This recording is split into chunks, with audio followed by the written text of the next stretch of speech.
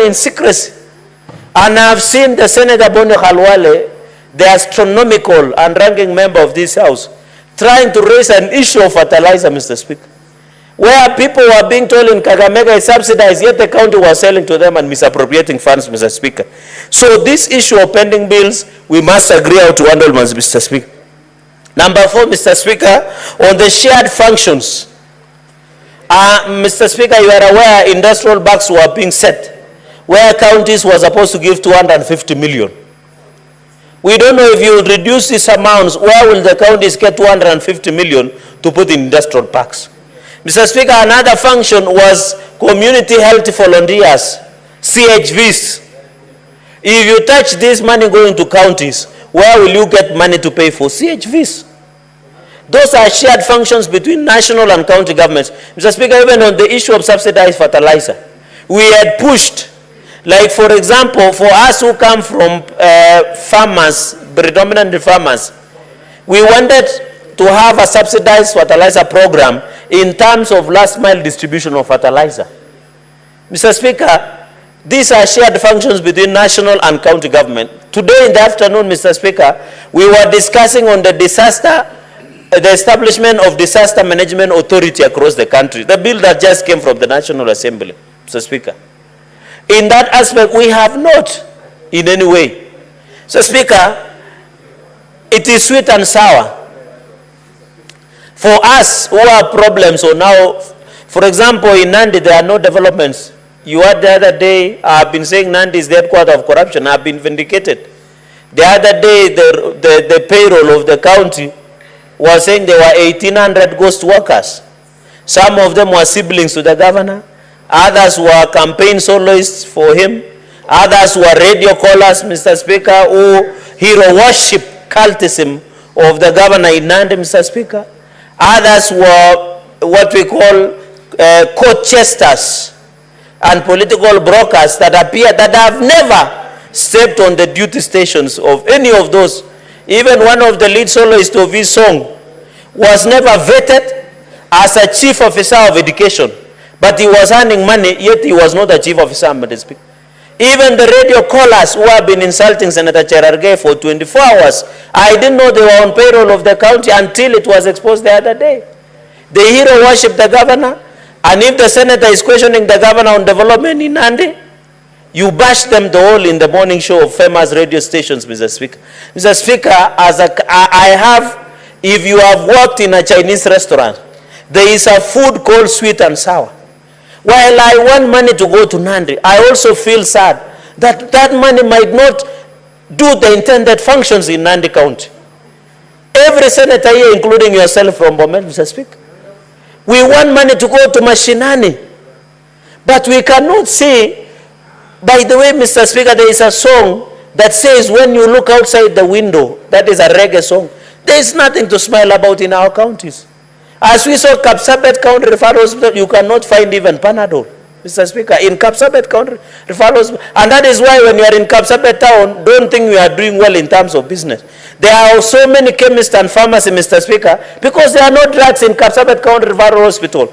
Go to Setek, go to Maraba, go to Kobucha, Kaptumo, go to Chepterwai, come to Mosoria, go to all these health centers, Mr. Speaker. Even in Kapkangani, Mr. Speaker, there are no drugs. Yet we fight here. You can see the Senate, Senator Kajwang, and the majority leader. Everybody is animated here, wants resources to go to Makueni.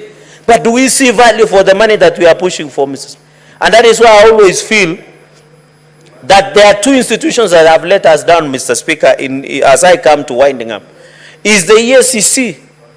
Because, for example, Mr. Speaker, before 2020, 2021, and around 2019, there was what we call ECD cement scandal in Nandi, where there were allegations that some senior officials had participated in distributing and stealing cement, and we reported to EACC. Up to now, no one has been charged, Mr. Speaker. As we talk today, even on this expose and mega scandal of ghost workers, no one has been charged.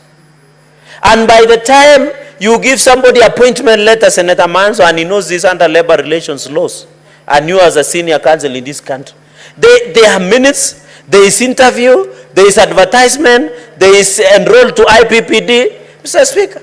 But you wake up one day and give the employee that you have terminated their services and accuse them of having irregular appointment letters. Yet you are the one who gave them those appointment letters, Mr. Speaker.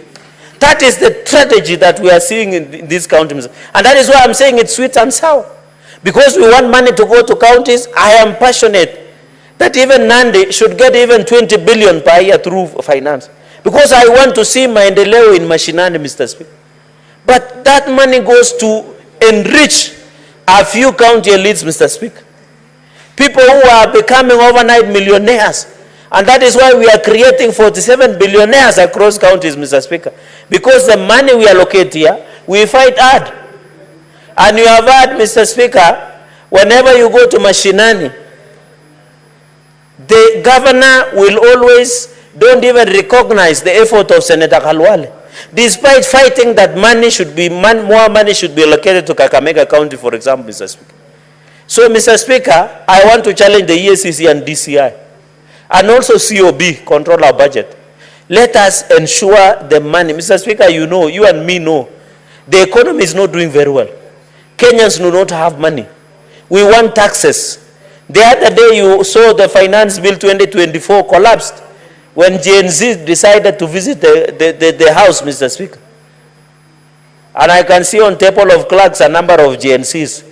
Mr. Speaker, when they visited and came to the Parliament, is because of the taxation finance bill, Mr. Speaker. That is the challenge that we face as a country. We cannot sit with the challenges of taxation.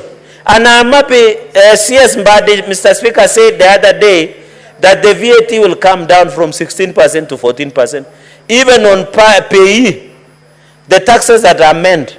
I don't know whether as he consulted Senator Kajwang, because the son of Subanis was telling us VAT will drop from 16% to 14%. But I was shocked yesterday when Senator Kajwang, through you, Chair, demanded that we give him back to Mbadi.